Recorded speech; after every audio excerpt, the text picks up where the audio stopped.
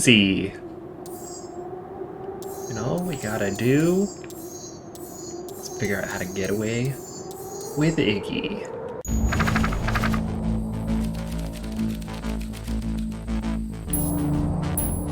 Right. Luca drew himself up and decided to take the only option they had left. Flight.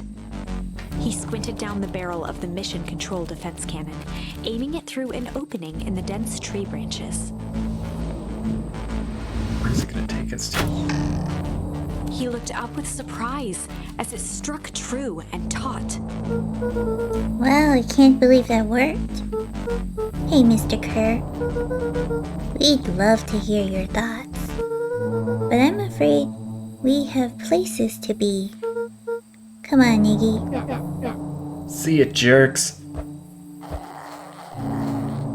Way out of here. Fine. We know where that leads then. This way. We'll take the tunnels. Luca and Iggy winced as they sprinted through the thicket. The branches clawed at them, reluctant to give passage. After what felt like a marathon, Luca stopped in his tracks as they reached the clearing. What the?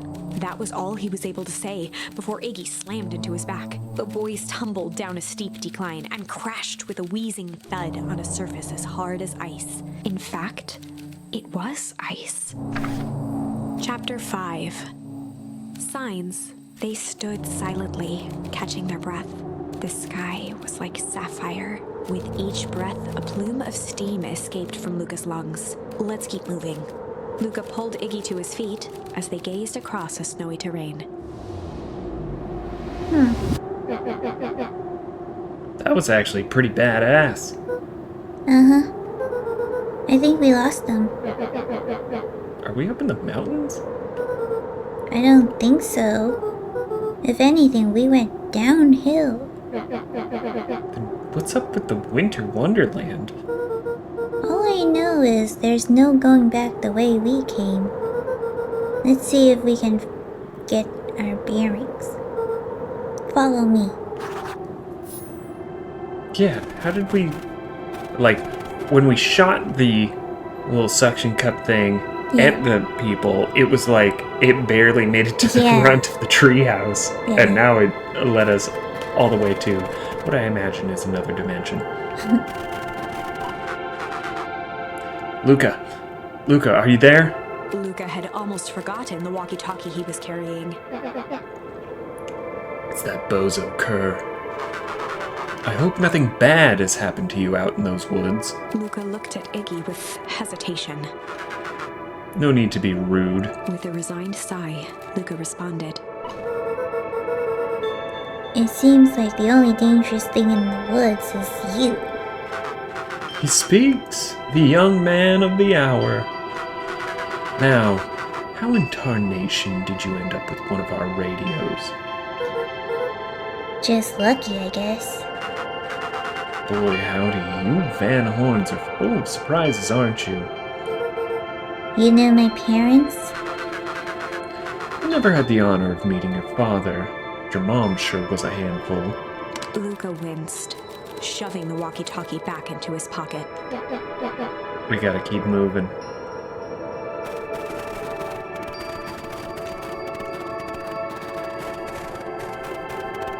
Like, why does it also have what looks like a gravestone? I think that's your actual dad's spot. Like, they just, like, remade the town, but, like, 3 feet to the left? Something like that. What's the readout? Sitting just above 258 Kelvin. It's a bit down from last time. Shall we report this to Mr. Kerr? Meh, still within safe ranges. Maybe spreading, but it's under control for now.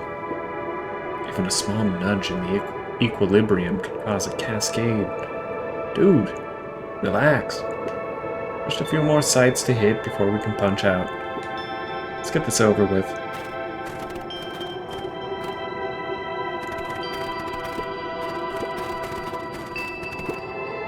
What's all this? Hard to say with all the snow. I think it's a town sign. I could almost make out letters under there. What town could this even be? There couldn't be another town this deep in the wheat woods. I'm looking at evidence to the contrary. Let's figure out what we're dealing with here. Step 1. Snow's gotta go. I'll see what I can do.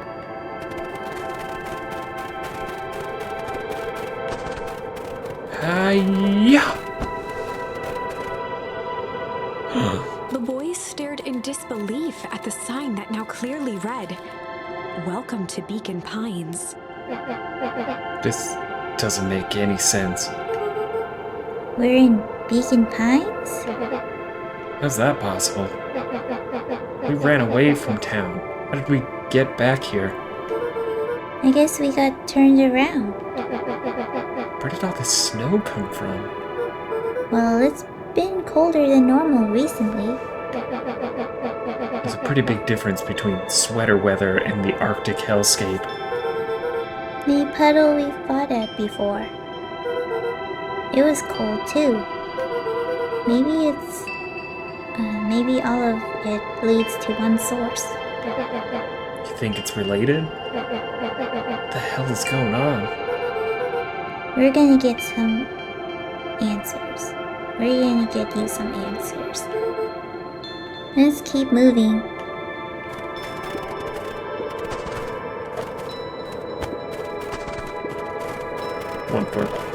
One more for good measure. Throw it at you, Icky. Yeah, I tried to. This stuff look familiar to you? It looks like the barrel near the puddle Shoved me into, yeah.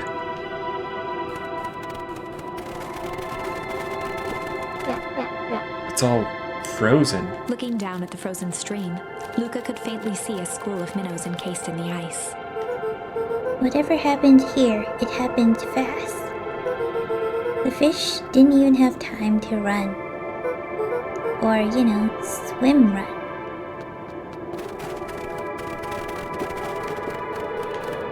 The fencing glistened, each chain link encapsulated with a translucent layer of ice.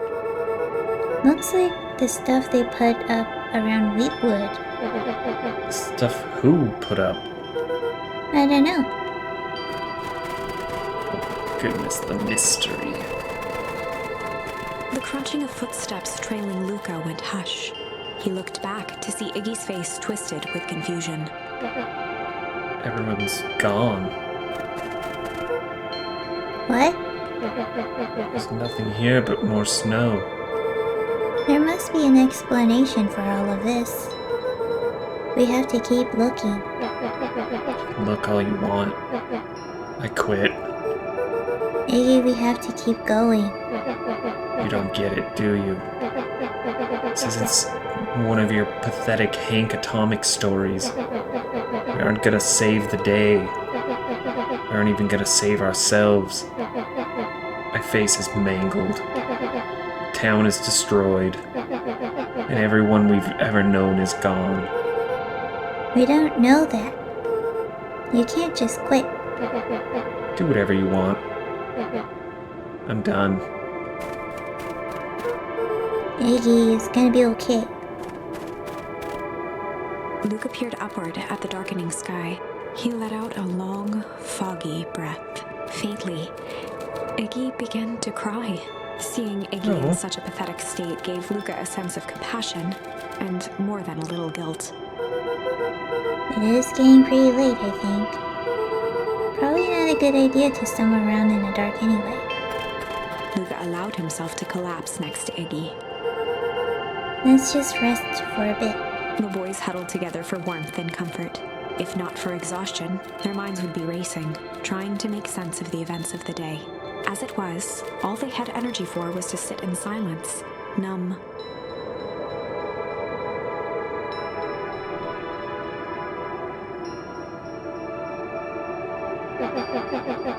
The way the snow covered everything over. It's kind of calming. Yeah, I haven't had the time to say it, but thanks. Huh? For getting us away from those creeps. He sort of froze up back there. Maybe I should be the one apologizing. This all happened because I lost my temper. Nah, that's bull hockey. First of all, you didn't know what that gunk would do. You didn't, right? Of course not. Second, stop with this baloney about losing your temper. But I did lose my temper. Iggy motioned sarcastically to his half-deformed face. Obviously. That's exactly what you should have done. I was being a horse's butt. You were supposed to be a horse's butt in response. That's how it works. Maybe I'm having a hard time following. You wanted me to fight you? Of course. Jeez, you goody-goody types take forever to understand this very basic point. Why would you go around saying cruel things, trying to get into fights? Iggy shrugged. It's something to do. You're a butthole because you're bored? Sometimes I just feel empty. You wouldn't understand. You and Rolo are always having a blast together, laughing and calling that dinky little treehouse mission control. Iggy now wept openly. Perfect little Luca Van Horn. With his perfect little life. My life is not perfect. Everyone in town likes you. Not everybody. Hell, that new girl hasn't even unpacked yet. She already likes you. You have Tish. He wiped his nose with a sleeve. I love Tish. Tish is great. She ain't exactly the world's greatest conversationalist, you know? Luca gave a warm chuckle. I get that impression. Iggy cleared his throat as he wiped his eyes. Must be raining out here. Definitely. Iggy arched into a wide yawn. We should probably try to get some sleep. Yeah. Let's lay low for now. Tomorrow we'll get to the bottom of all of this. Luca's eyelids began to slowly drift shut. Luca, Yeah? I always did want to see the inside of your dinky little tree house. What do you think? Not bad. I'll give you the full tour when we get back. You know what? That's all Luca could whisper before succumbing to sleep. Iggy snuggled in some more. When it comes to the worst days of my entire life, this one wasn't half bad. Oh. The house smelled of warm bread. Luca was playing with toy blocks on the living room rug. He looked up to see his parents on the couch. His mother held his father's head in her lap. She idly stroked his hair while humming a song. A voice behind Luca spoke. "This is how you remember them, huh?" Luca turned to see his own face. The doppelganger from his dreams, still clad in a yellow hazmat suit, still carrying a look of disdain behind empty eyes. Aww, look at this perfectly cozy scene. You know it wasn't really like this. The figure picked up a toy block and inspected it. It's amazing the facades that one can build given the right materials. Not that I blame us. These are a child's memories, all warm and fuzzy. You don't remember, do you? Luca snatched the block from the figure's yellow-gloved hand. Remember what? The doppelganger pointed to the couch. The last day we saw him alive. The day he chose to abandon us. Luca turned to look at his father, still lounging on the couch. That's not true. He didn't abandon us. The doppelganger waved his hand dismissively. Everything is true here. It's just a matter of what we choose to see. Well, let me show you. The world flickered and pulsed. Luca was sitting next to his bed, listening to his heartbeat with one of his dad's stethoscopes. The doppelganger limped into the room. No, we both know that's not how this went. He grabbed Luca's hand and guided the stethoscope to the floor. Luca heard muffled shouting, brought close by the stethoscope. It was his parents, fighting. Do you remember what we did next? Luca gave a slow nod and crept down the hall to peek through the banister. He could see the outline of his mother at the bottom of the stairs. Damn it, Walt. We can't afford to get involved in this. She was scared. His father stepped forward. What am I supposed to do? Just watch? There's a sickness in this town, and we both know who's behind it. I swore an oath to help people. I won't turn my back on them. Luca's mother grabbed Walt. She was crying, pleading. I can't lose you. Walt calmly removed Eleanor's hand from his shoulder. What's right is right, and what's wrong is wrong. I could never live with myself if I let Sharper get away with this. Eleanor raised her voice. Spare me your bullshit platitudes. What about our son? Luca flinched, dropping the stethoscope down the stairs. Walt turned with a panicked smile. Luca, is that you, buddy? With tears in his eyes, Luca descended the stairs. Mom? Dad? What's going on? Walt dropped to a knee to meet Luca eye to eye. Nothing, buckaroo. Your mom and I just got a little overexcited is all. Luca placed the stethoscope against his father's chest. His heart was racing. It sounded like you were going somewhere. Walt gently removed the device from Luca's ears. Listen to me, Luca. I have some business to take care of. I'll be back in time to tuck you in. Luca hugged his father tightly. Promise? Walt stood up and walked to the door. He glanced over his shoulder. I promise.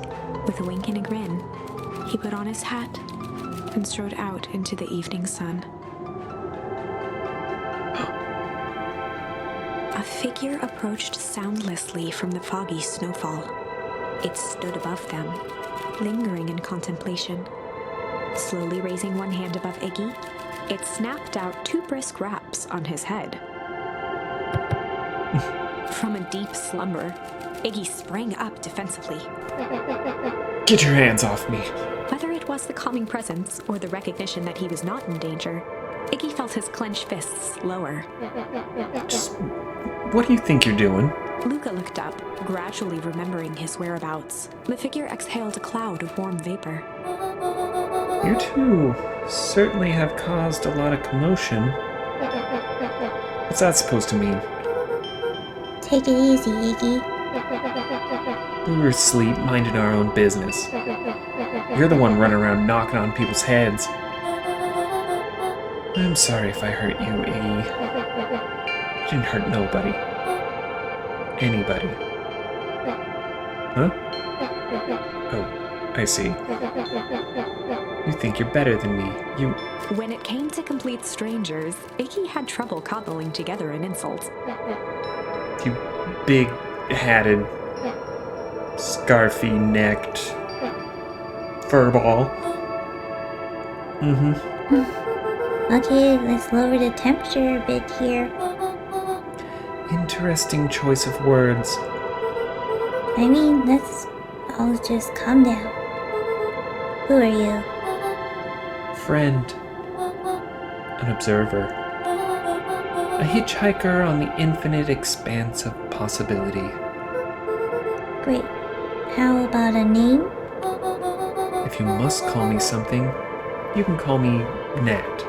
Iggy huffed with gratification. How about you make like a gnat and buzz off? Very well. Nat began to turn away indifferently. Wait, do you live here? You might say that. So you know where we are? You might also say that. Look, pal, we're just gonna find a safe way out of here. No, we just want to find a safe way out of here. You gonna help us or not? Before knowing how to leave, one must know where they are. Alright, that does it. Luca, I don't know about you, but I'm getting out of here, one way or another. Iggy turned sharply and began to stomp off. Enough with the riddles. Iggy, wait up. Realizing he'd worn their patience then, Nat relented. Very well, I suppose this isn't the time for metaphors. I'll show you how to get back home. Luca and Iggy turned around with hope in their eyes. Come here. Nat took a deep breath in. Close your eyes. Nat exhaled slowly, then snapped his fingers. Okay, open them. For a brief moment, Luca and Iggy let themselves believe that some great magic was about to unfold, until they opened their eyes and found themselves in the exact same place, cold and disheartened. This is your home. This is Beacon Pines. Look, Ned, we don't know how we got here. Maybe we stumbled through some time travel gate. Maybe we stumbled through some time travel gate in Weepwood. Or we teleported to some alternate universe. Or this is all just a cruel experiment by Kerr and his goons. But this is not our home. You're inching closer to the truth. Alas, the reality is much less fanciful. Just give it to us straight. So be it. As I said, this is Beacon Pines. The original, true Beacon Pines.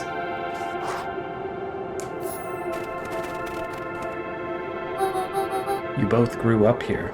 But the town you've called your home for the past several years is a replica. A remarkable achievement of engineering, to be fair. But a replica, nonetheless. That's impossible. It's too much work. You'd need a whole town to replicate a whole town. Indeed, to pull off such a feat would require immense labor power. That which could be moved would be moved. That which could not would require a precise duplicate. We would have noticed. Someone would have noticed. You'd think so, unless the auditing was impeccable. A mind-numbing attention to detail. As for the innumerable trivialities which complete the tapestry, well, you can leave that to this miraculous thing we call a brain. It has a real aversion to discontinuity, a revulsion even. The brain has a wonderful way of smoothing out the rough edges, keeping us sane. Luca and Iggy looked around uncomfortably. So you're saying that someone made an entire new town and moved us all, and no one noticed? Precisely. But why? Why is the one question that can never be answered with certainty. The best one can do is to uncover. Nat narrowed his eyes, furrowed his brow, and uttered, The source. Why'd you say the source like that? Why, indeed. Luca began to laugh uncomfortably.